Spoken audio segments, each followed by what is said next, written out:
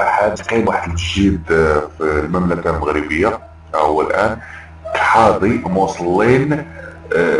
ردة الفعل ديالو، ما هو كيختار الصباط اللي بغا وعنده الجاكيطات وهي اللي كيخشي فيها الوديعه ديالو، او تيمشي خدا سبرديله ولا صباط غيمشي غيحطو وغيرجع عاوتاني وكأن شيئا لم يقع، تيرجع عادي كيتمشى عادي او غيهز سبرديله وتيتمشى عادي. نتوما نشوفوا كيهز سبرديله وكيشدها وكيخشى الجاكيطه ديالو، زعما راه عاد موضي يلاه محيد الجاكيطه زعما عادي ما كاينش المشكل. نتوما غيخشى الجاكيطه ديالو غيغطيها راه بحال والو ما كاين حتى شي حاجه،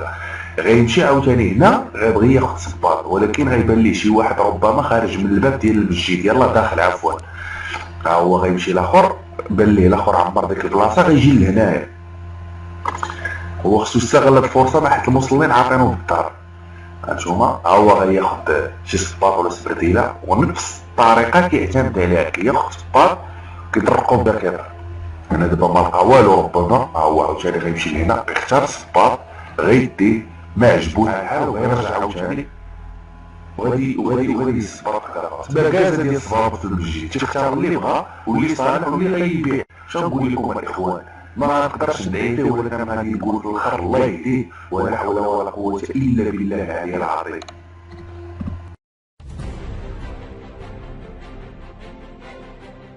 إن أعجبك الفيديو لا تنسى الإعجاب والاشتراك في القناة.